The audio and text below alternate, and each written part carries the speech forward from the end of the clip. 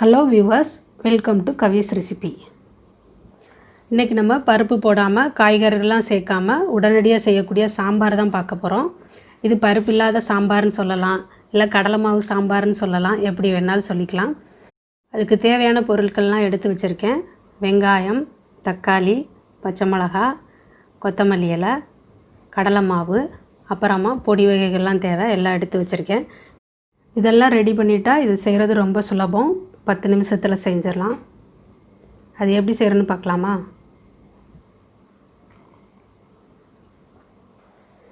இப்போ அடுப்பை ஆன் பண்ணிவிட்டு ஒரு கடாய் வச்சு அதில் 1 ஸ்பூன் எண்ணெய் சேர்த்துக்கிறேன்.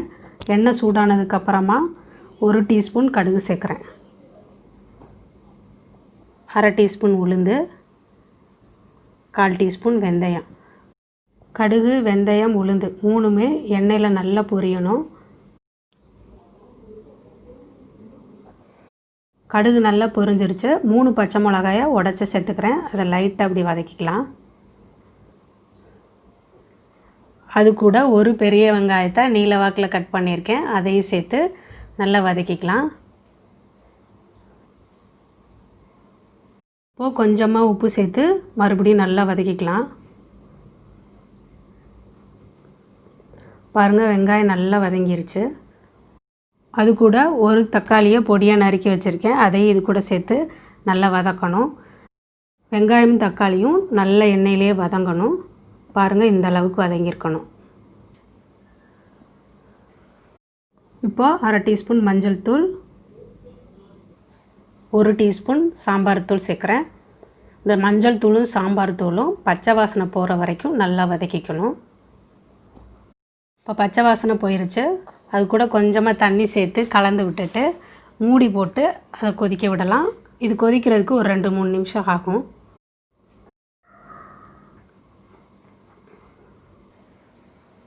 அது நல்லா கொதிக்கட்டும். இப்போ ஒரு கிண்ணத்தில் 2 ஸ்பூன் கடலை மாவு எடுத்து வச்சுருக்கேன். அது கூட தண்ணி சேர்த்து அதை கட்டி இல்லாமல் நல்லா கரைச்சிக்கிறணும். கொஞ்சம் கொஞ்சமாக தண்ணி சேர்த்து நல்லா கரைச்சிக்கிறணும். கட்டி இல்லாமல் கரைச்சதுக்கப்புறமா கூட கொஞ்சம் தண்ணி சேர்த்து இப்படி நல்லா தண்ணியாக கரைச்சிக்கிறலாம்.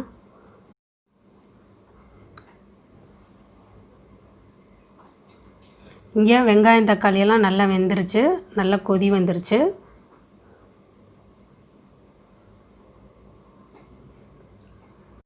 இப்போது நம்ம கரைச்சி வச்சுருக்க கடலை மாவை இப்படி கலந்து விட்டுட்டு அதுக்கப்புறமா இது கூட சேர்க்கணும். கடலை மாவு அடியில் தங்கியிருக்கும், அதனால் லைட்டாக கலந்து விட்டுட்டு இது கூட சேருங்க. கடலை மாவு சேர்க்கும்போது சிம்மில் வச்சுக்கோங்க. கடலை மாவு சேர்த்ததுக்கப்புறமா லைட்டாக கலந்து விட்டுட்டு அதில் கொஞ்சம் தண்ணி சேர்த்துக்கலாம். பாருங்கள், கடலை மாவு சேர்த்த உடனே எவ்வளோ கெட்டியாயிருச்சுன்னு. தண்ணி சேர்த்து நல்லா கலந்து விடணும். எந்த அளவுக்கு நமக்கு தண்ணியாக வேணுமோ அந்த அளவுக்கு தண்ணி சேர்த்து அதை கலந்து விடுங்க. கடலை மாவு சேர்க்குறதுனால அது திக்காயிட்டே வரும்.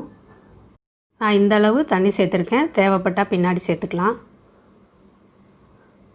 இது கூட 3/4 டீஸ்பூன் பெருங்காயம், அப்புறமா இந்த சாம்பாருக்கு தேவையான உப்பு சேர்த்து நல்லா கலந்து விட்டுட்டு அதை ஒரு மூடி போட்டு நல்லா கொதிக்க விடணும். இது கொதிக்கிறதுக்கு ஒரு 5 நிமிஷம் ஆகும். நடுநடுவில் கிளறி விட்டுக்கிட்டே இருக்கணும், இல்லைன்னா கடலை மாவு கீழே தங்கி அடி பிடிச்சிரும். பாருங்கள், சாம்பார் நல்லா கொதிச்சிருச்சு. இப்போ சாம்பாரோட திக்னஸை செக் பண்ணி பாருங்கள். இன்னும் கொஞ்சம் தண்ணியாக வேணும்னா மறுபடியும் தண்ணி சேர்த்து மறுபடியும் நல்லா கொதிக்க விடணும். இப்போ சாம்பாரோட வாசனை நல்லா வருது. இந்த அளவு திக்னஸே போதும்.